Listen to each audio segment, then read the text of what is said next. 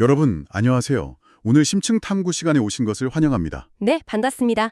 오늘 다룰 이야기가 정말 흥미롭죠? 네, 진짜 평범한 이야기가 아닙니다. 여러분, 혹시 꼬박 8년이라는 시간 동안 오직 단 하나의 여행을 위해서 적금을 붓는다고 한번 상상해 보세요. 와, 8년이요? 그 정도면 거의 인생의 한 챕터 아닌가? 그렇죠. 근데 그토록 오랜 시간과 돈을 들여서 보러 가는 대상이 심지어 내 눈앞에서 서서히 녹아내리면서 사라지고 있는 중이라면 어떨까요? 무언가가 완전히 사라져버리기 전에 내 두 눈에 담기 위해서 떠나는 여행. 동기 자체가 굉장히 좀 철학적이죠? 맞아요. 오늘 우리가 깊이 파헤쳐 볼 이야기의 출발점입니다.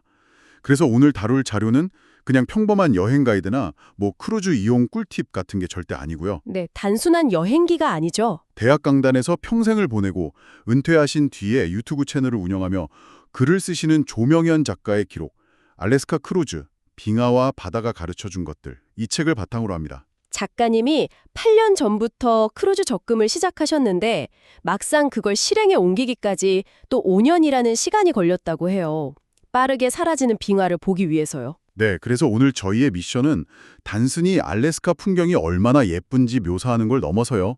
그 수천 년의 얼음이랑 거대한 바다가 우리의 삶의 속도, 그리고 은퇴 후의 여정에 대해서 대체 어떤 놀라운 통찰을 던져주는지 여러분과 함께 파헤쳐 보는 겁니다. 현대인들의 심리와 아주 깊게 맞닿아 있는 부분들이 많아요. 그러니까요. 청취자 여러분, 매일 막 쏟아지는 정보나 일정에 쫓겨서 살면서 정작 내가 지금 어느 방향으로 가고 있는지 잊어버리신 적 없으신가요? 다들 한 번쯤은 겪는 일이죠. 너무 바쁘니까요. 자, 그럼 본격적인 얼음의 땅으로 들어가기 전에 이 여정이 시작되는 순간부터 짚어봐야 할 것 같아요. 저는 개인적으로 이 부분에서 되게 묘한 위화감을 느꼈거든요. 어떤 부분에서요? 보통 공항으로 가는 리무진 버스 같은 거 탈 때 와, 드디어 해방이다 하고 엄청 들떠야 정상 아닌가요? 아, 대부분은 그렇죠. 소풍 가는 아이들처럼 설레야죠. 네, 근데 작가는 7월 5일에 서울 파이낸스 빌딩 앞에서 아들 내외랑 손주들의 배움을 받으면서 떠나는데 설렘보다는 뭔가 아주 무겁고 낯선 그리움을 먼저 마주합니다. 이게 참 흥미로운 감정선이에요. 우리는 흔히 여행을 일상으로부터의 탈출이라고 생각하잖아요. 그렇죠. 현실 도피 같은 느낌으로요. 네. 하지만 물리적으로 익숙한 곳을 벗어나는 딱 그 순간, 역설적으로 내가 평소에 무엇에 속해 있었고 또 무엇을 사랑했는지가 제일 선명하게 드러나거든요. 아, 두고 가는 것들이 더 뚜렷하게 보인다는 거네요. 맞아요. 창밖으로 손을 흔드는 그 손주들의 모습이 점점 작아질 때 작가는 여행이란 게 단순히 어딘가로 휙 이동하는 게 아니라 내 삶의 중요한 일부를 잠시 두고 떠나는 묵직한 결단이라는 걸 깨닫게 됩니다. 그 묵직한 마음을 안고 도착한 첫 기착지가 바로 시애틀입니다. 여기서도 되게 재미있는 에피소드가 하나 있어요. 파이크 플레이스 마켓의 그 북적이는 인파 속에서 스타벅스 1호점을 찾아가는 장면이 나오거든요. 거기가 세계 최초의 매장이라 상징성이 엄청나죠. 네, 사실 저도 예전에 거기를 가본 적이 있는데 솔직히 말해서 저는 좀 실망했었어요. 아, 생각보다 별거 없어서요. 네, 그냥 아주 작고 사람만 엄청나게 많고 별로 특별할 것도 없는 진짜 비좁은 카페잖아요. 막 엄청 화려한 걸 기대했거든요. 사진 찍을 맛이 나야 하는데 말이죠. 근데 작가의 접근은 여기서 좀 달라요. 공간의 크기나 인테리어를 평가하는 게 아니라 무려 30년 전에 자기가 젊은 시절 이 도시에 머물렀던 그 과거의 시간과 조화하는 경험을 합니다. 아, 30년 전을 나와 만나는 장소인 거군요. 네, 그 작은 카페다 의미가 있는 건 거기가 대단해서가 아니라 흐르는 시간 속에서 내가 지금 바로 그곳에 다시 서 있다. 이런 존재의 확인 때문이라는 걸 딱 짚어냅니다. 단순히 커피 한 잔을 마시는 게 아니라 시간하고 기억을 연결하는 일종의 닷 같은 역할을 한 거네요. 맞습니다. 크기가 중요한 게 아니죠. 그리고 또 시애틀의 낯선 공원에서 사진을 찍어주겠다고 막 먼저 다가온 어떤 미국 아이의 미소 이야기도 나오잖아요. 전 여기서 여행의 긴장이 스르르 풀리는 걸 느꼈어요. 낯선 도시에 딱 떨어지면 누구나 잔뜩 긴장하고 경계하기 마련인데 그 아이의 티 없는 친절 하나에 마음이 무장해제 되는 거죠. 그러니까요. 모든 일정을 엑셀로 쫙 짜놓고 로봇처럼 움직이는 게 여행이 아니라 그런 우연한 호의에서 오는 미소, 그게 여행의 진짜 매력 같아요. 자, 이 내용을 하나씩 본격적으로 풀어보죠. 네, 이제 본격적인 항해가 시작되죠. 네. 시애틀을 떠나서 멀리 만년설이 덮인 마운트 레이니어를 뒤로하고 거대한 크루즈에 오릅니다. 승무원들이 웰컴 어버드 하면서 환영 인사를 건네는데 저는 크루즈에 탑승하는 게 단순히 큰 배에 타는 게 아니라고 봐요. 그럼 어떤 거라고 보시나요? 약간 시간의 규칙이 완전히 다른 새로운 차원의 포털로 걸어 들어가는 느낌이랄까요? 육지에서는 막 목적지 지향적으로 살아야 하는데 거기선 바다의 흐름에 그냥 몸을 맡기잖아요. 포털이라는 비유가 아주 정확하네요. 크루즈는 그 자체로 하나의 고립된 우주와도 같습니다. 배가 육지에서 멀어지는 순간 우리를 오가매던 그런 데드라인이나 사회적 역할 같은 게 완전히 끊어지죠. 그래서 작가가 16층 뷔페에서 평범한 팬케이크 한 장을 먹으면서 30년 전에 아내랑 아이를 두고 유학길에 올랐던 젊은 시절을 떠올리는 것도 그런 단절감 덕분이었군요. 네, 그 압도적인 단절감 속에서 외부의 방해 없이 자기 내면 깊은 곳으로 완전히 침잠할 수 있었던 겁니다. 근데 여기서 정말 흥미로워지는 부분이 있어요. 자료를 보면 7월 7일에 종일 바다 위를 항해하는 전일 항해 날이 나오잖아요. 배가 어디래도 안 두르고 그냥 바다만 떠가는 날이요. 네, 도착지 없이 오직 바다 위에만 있는 날이죠. 작가는 그 어디에도 도착하지 않는 하루가 오히려 가장 충만했다고 기록하거든요. 근데 여러분, 솔직히 수백만 원짜리 크루즈를 탔으면 본전을 뽑아야 하는 거 아닌가요? 보통은 뷔페도 막 5끼씩 먹고 공연도 다 보고 수영장도 가고 그래야 직성이 풀리죠. 제 말이요. 가만히 갑판에서 바다만 멍하니 보고 있는 건 솔직히 엄청난 시간 낭비이자 돈 낭비 아닐까요? 현대 사회를 바쁘게 살아가는 우리에게는 너무나 당연하고 합리적인 애문입니다. 우리는 늘 시간을 일종의 비용으로 계산하도록 훈련받아 왔잖아요. 맞아요. 쉬는 날에도 스케줄 꽉꽉 채워야 제대로 놀았다고 생각하니까요. 네, 하지만 여기서 진짜 흥미로운 점은요. 작가가 그 바다 한가운데서 겪은 심리적 전환입니다.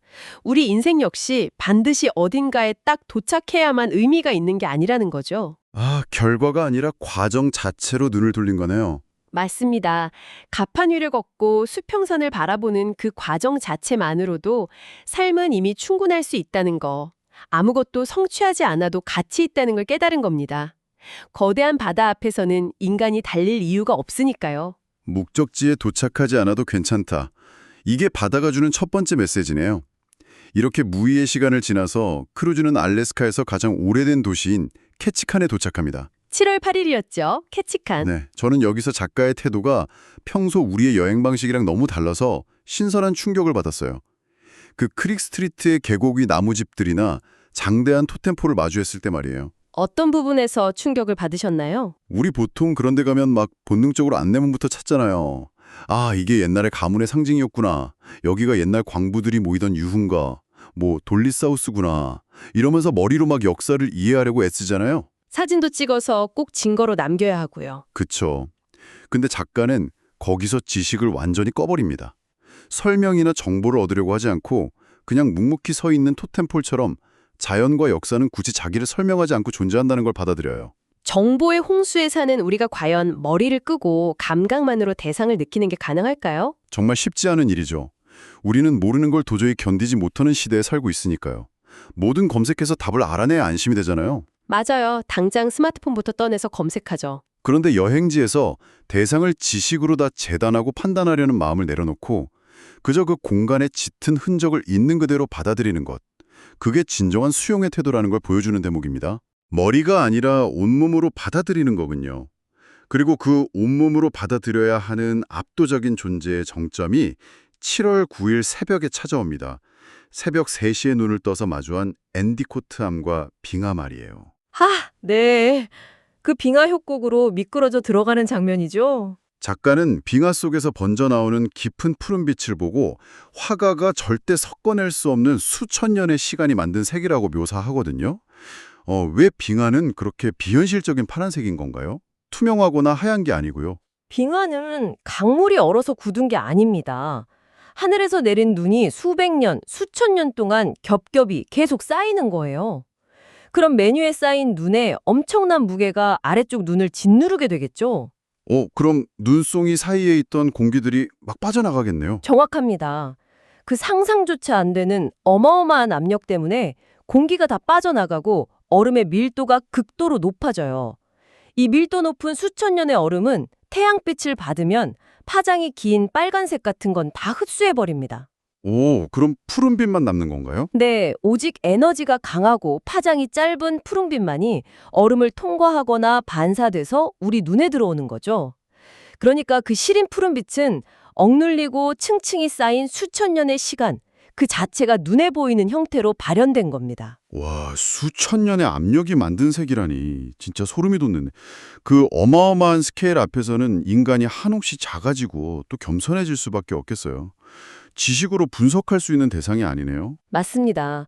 작가도 그 빙하 앞에서 단순히 시간의 축적만 본 게 아니에요.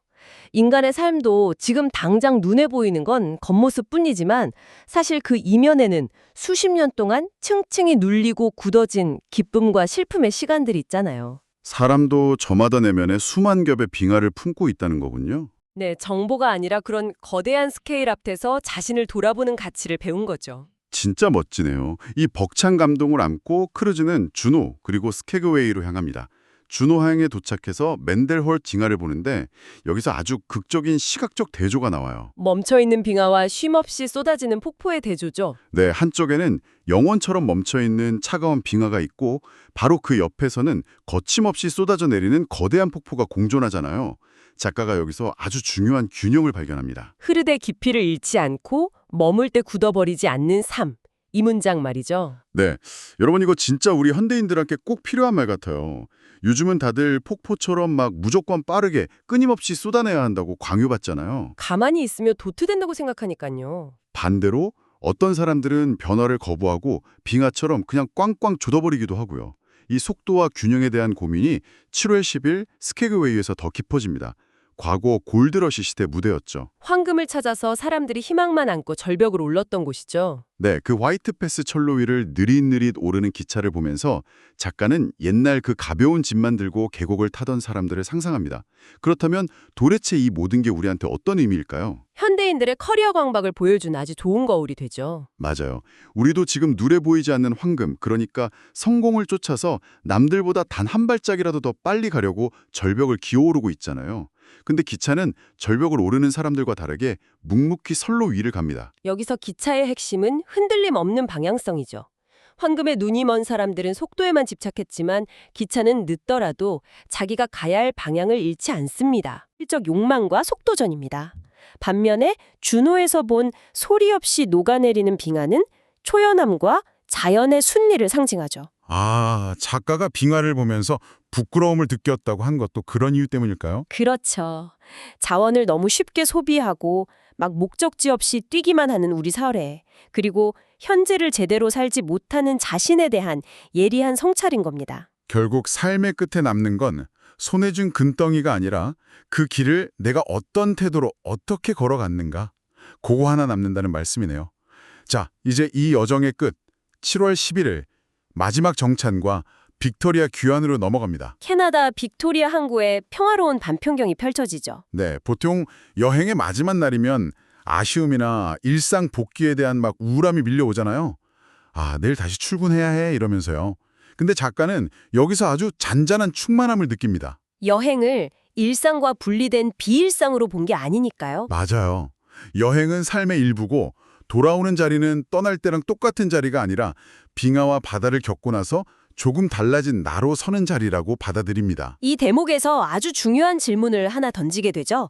바로 은퇴 후의 삶에 대한 태도입니다. 어떤 질문이죠? 많은 사람들이 은퇴를 사회적 역할이 끝나는 무언가를 상실하는 시기로 봐요. 우울해지기 쉽죠. 하지만 작가는 은퇴를 끝이 아니라 서부 해안선으로 길게 이어지는 또 다른 출발선으로 받아들입니다. 폭포 같은 속도전의 룰에서 벗어나서 바다처럼 삶의 다른 리듬을 찾아가는 새로운 과정이라는 거군요. 네, 잃어버리는 게 아니라 다른 방식의 삶을 이어가는 겁니다. 진짜 멋진 태도 전환입니다, 여러분. 우리가 굳이 지금 당장 티켓을 끊고 알래스카까지 가지 않더라도 오늘 하루 내 주변의 작은 여행들을 어떻게 대하느냐에 따라서 매일 조금씩 달라진 나로 집으로 돌아올 수 있을 것 같아요. 매일이 작은 여행의 연속이니까요. 자, 이제 오늘 심층 탐구를 마무리할 시간입니다.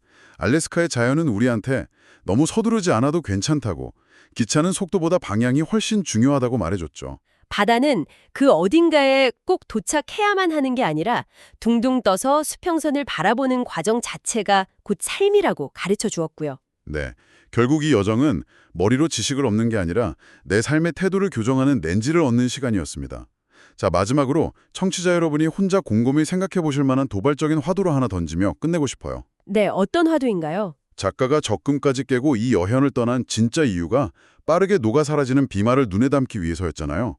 빙하가 소멸하기 전에요. 네, 안타까운 마음으로 출발했었죠. 하지만 자연의 순환이라는 거대한 관점에서 보면 빙하가 녹는다는 게 과연 완전한 소멸일까요? 수천 년의 그 차갑고 무거운 침묵의 형태를 깨고 마침내 넓고 끝없는 바다라는 새로운 흐름으로 형태를 바꾸어 흘러가는 것일지도 모릅니다. 아, 갇혀있던 얼음이 무한한 바다로 합류하는 눈부신 확장이네요. 그렇습니다. 여러분의 삶에서도 막 잃어버렸다고 느끼거나 영영 사라지고 있다고 후회하는 시간들이 분명 있으실 겁니다. 내 20대는 다 날아갔어 이러면서요. 다들 그런 아쉬운 시간들이 있죠. 근데 어쩌면 그 시간들은 그냥 사라진 게 아니라 여러분 내면에 더 크고 깊은 바다로 흘러들어가서 완전히 새로운 에너지가 되고 있는 건 아닐까요? 녹아내린 시간들이 결국 나라는 깊은 바다를 만들어내는 거군요. 위로가 많이 됩니다. 오늘 하루 여러분도 이 질문에 대한 각자의 답을 일상 속에서 천천히, 빙하의 속도처럼 느리지만 깊이 있게 찾아보시길 바랍니다. 오늘 깊이 있는 탐구 시간은 여기서 마치겠습니다. 여러분, 고맙습니다.